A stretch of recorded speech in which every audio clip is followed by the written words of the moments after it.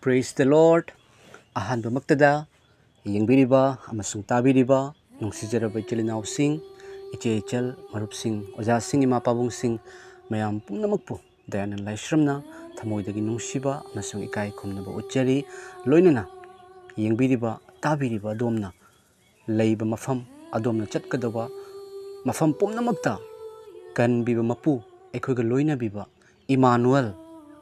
Prabhu Jesu Christa na adom loina biduna phattaba hariba mahaki ibungo Jesu Christa gi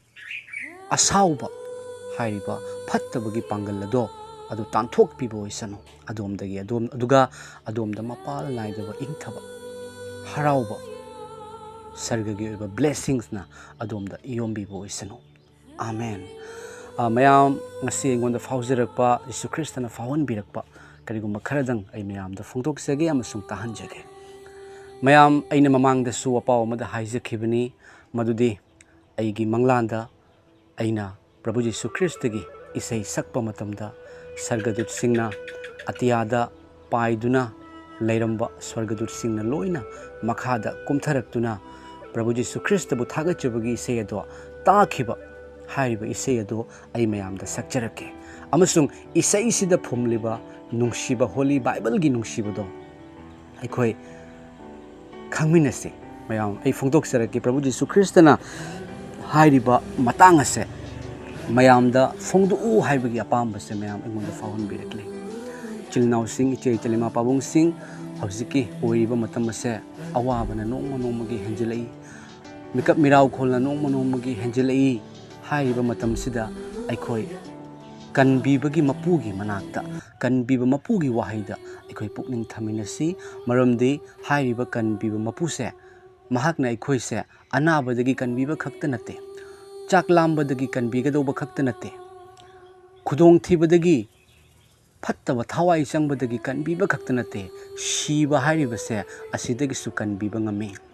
amasung haiba Jesu Christa na taibang panbada haksang ga thawai ga khainaraba matungda lomba naidaba sargada anauba punshi ama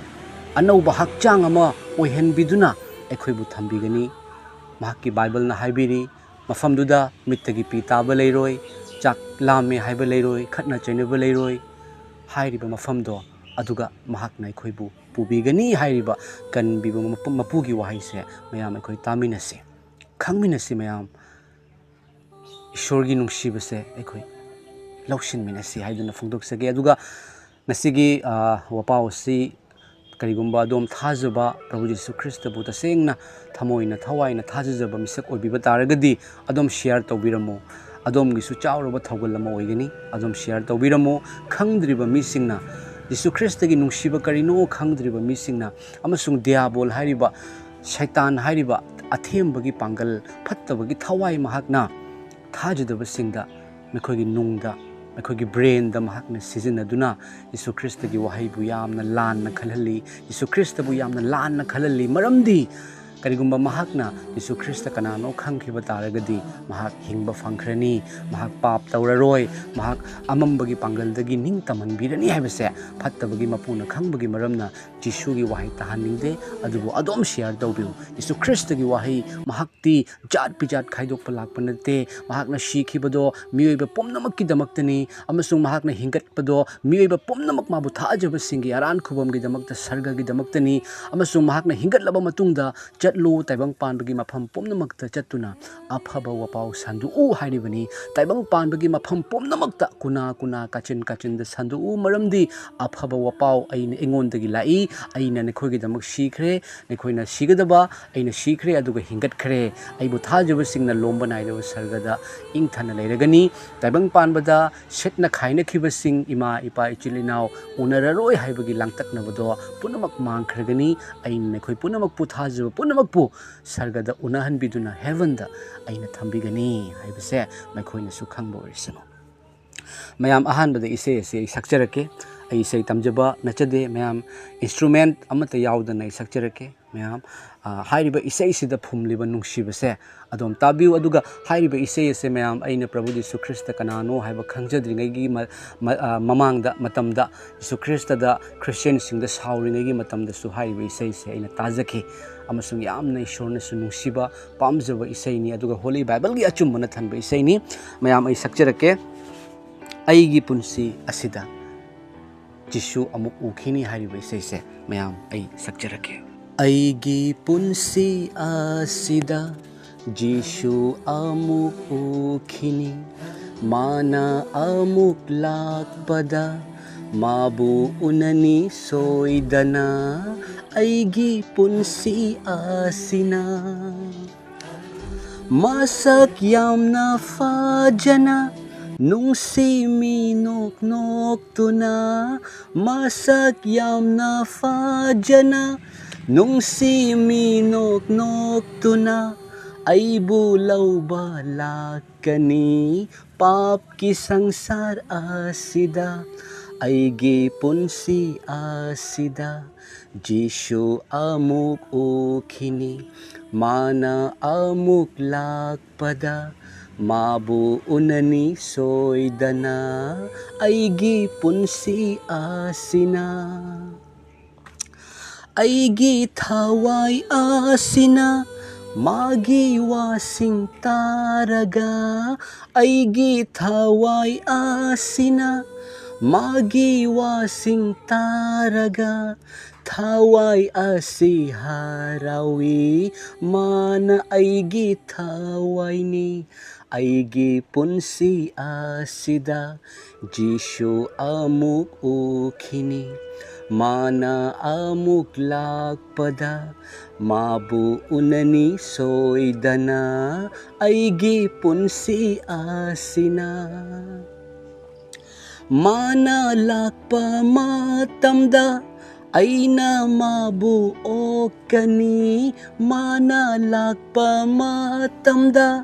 aina mabu ukhini haraubaga loinana Kanbiba Mapu aigi punsi asida Jesu amuk ukhini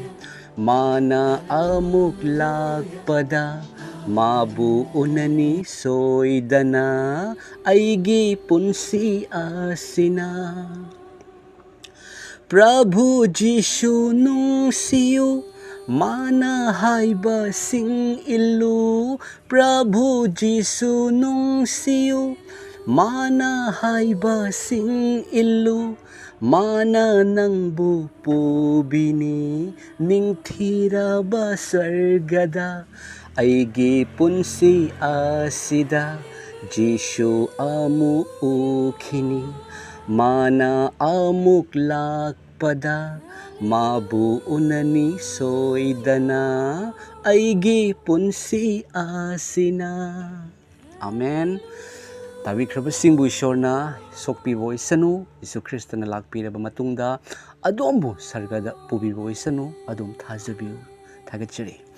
Chilnaw iche chalima pabung sing kaya tanungshiba asuga Holy Bible gi wahai ngaktana thallaba hairiba isai ni mayam ise si adom na tabiramba suyai hairiba ise si adom su sakpiu mayam Jesu Christa ikoi pumnamakini Jesu Christa gi mamingi artha se aran khubam pibiba Kanbiba Mapu haibani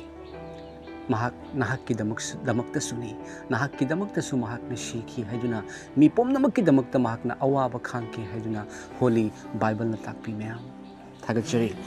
hairiba isai asigi magi wahai ase ai mayam da kradang phongdok sare ka yengbiu aigi punsi asida Jesu amuk ukhini Amen Jesu Christa amuk ukhini mahak amuk lakpagi matam oire mahak wayenbage matamda yaudagi hameng khaidok pagum dharma chenba pap chenba khaidok naba Prabhu Jesu Christa lakadore pumnamakna mahak pu ugani mana amuk lakpada mabu unani soidana aigi punsi asina mana lakpa matamda mabu unani maiga unarakani thajaba domda ichanupa ichanupi nangbu lawba lakle haigani aigi punsi asina adom gi punsina masak yamna fazana nungshi minok noktuna aibu lauba lakani pap ki sangsar asida masak yamna fazana laishem biba mapu mahakki ningthi jaraba mangal na thalaba ingba na thalaba magi masak fajaraba haiba ibungo Jesu Christa do masak yamna fazana aduga nungshi minok noktuna mayam sauduna laoi nungsiba minok noktuna thajaraba adom thajarakadauba adombu lauba lakani papna thallaba mihatpana thallaba minungsi khangdraba sangsar asida aigi thawai asina magi wasing taraga thawai asi harawi man aigi thawai ni aigi thawai asina Prabhu Jesu Christa bu thajariba ichil naw ichechel ima pabung sing adom gi thawai na Prabhu Jesu gi wahai taba matamda adom gi thawai na harau sabado adom na nungai saba adom gi thawai ga Jesu Christa gi thawai gi mari leina khibagi maramna adom gi thawai na harau saba aigi thawai na harau sabado Mahakna khoi gi pap ko pikhiba Mahakna khoi bu nungsiba gi maramnani aigi thawai asina mabu yamna thagache Mahakna aigi thawai ni Mahakna adomgi thawai ni mana lakpa matamda aina mabu okani haraubaga loinana kanbi haiba mapubu ibungo Jesu Christa na wayenbage lakpa matamda aina mahakpu okani adomna mahakpu okani ipa nahak lakpire ipa lakpiro aikhoi bu kanbiro haiduna haraubaga loinana ipa lae Jesu Christa wayenbage lae aibu kanbina ba lae haiduna kanbi haiba mapubu adomgi thawaina adomna Prabhu Jesu nungsiu mana haibasing illu mana nangbu pubini ningthiraba sargada thajadribasing nungsijaraba chilnawi chelsing adom Jesu Christa lakadawre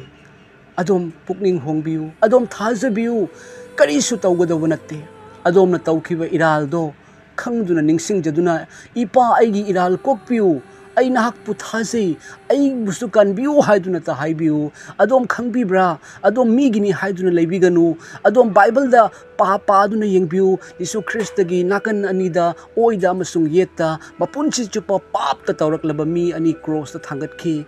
hairiba matamduda mi amana haiki madudi guru nang naheng nahaki ningthau leibakta aibusu ningsingbiu hairakpa matamda Prabhu Jesu Christa na nang kokpibham leitre haikide nang pap mayam tawkhre haikide Jesu Christa na Mahakna kaujabaga haiki aina ngasi wasaktuna hairi ngasimak nahak aigalunina paradise na chatkani mapunchi chupa pap tawraklaba phattaba tawraklaba Mahakado mikup amada shiramdaigi mikup amada Mahakna pukning hongduna Jesu Christa da haijakiba maral haidok chakiba matamda kanbiu haibikibagi maramna Jesu na mahakpu kanbikhi adomsu mahakpu kanbigani mana haiba illu Prabhu Jesu Christa na karisu haide adu katlu haide paisa piu haide Jesu Christa na Mahakna haibadi aibu thajo leshem biu mapuna taibang pan mabu asukki matik nungsibire maramaduna Mahakki amata ngairaba masanupa aibu thabirakle aina nekhoigi damakta awaba khangkhre ai shikhre amasung nekhoigi damakta hingatkhre aibu thajo aina nekhoibu kanbigani aidi dharma sandokpa lakpa natte pap kokpiba lakpani yaknaba singbu nungsiu phangani khangdaduna pithu nagi khajai nakal namada mina khupakna tharakpa taragadi atopa khajai dusu onsellu laman khumganu nupa nupi lanaganu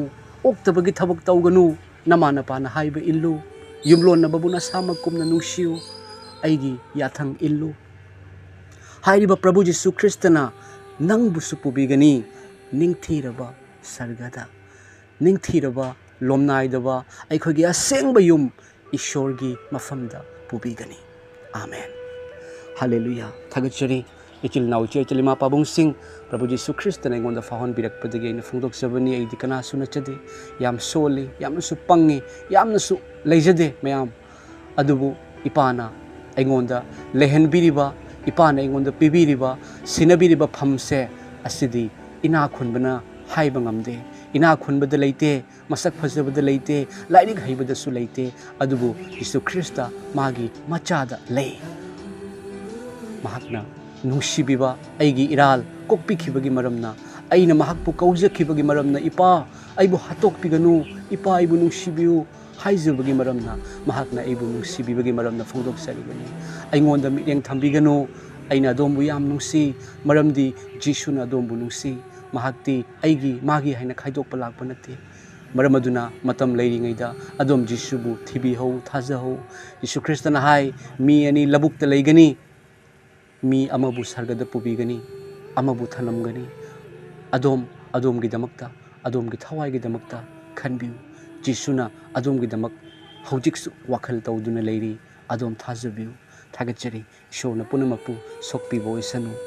प्रभु ईश्वर नसिगी फजबा नुमित्ता इपागी नुंसिबा इपागी अचुंबा थवाइ असेंबगी मपालना फोंदोकचबा ngमहनबिबगी दमक थागतचरी ताख्रबा पुनमकपु इपाना सोक्पियु अवाबा अनाबा फत्तबा अथेंबगी पांगल फत्तबा थवाइ चंगदुना लैरंबा यावरगसु इपा मखोइबु कनबियु प्रभु जीसु फत्तबा दो इपाना मरु फंगना मुथतपियु आहाकी नचानुपा दयानन्ना प्रभु जीसु ख्रिस्ता इपादा खुरमजरिबनी आमेन।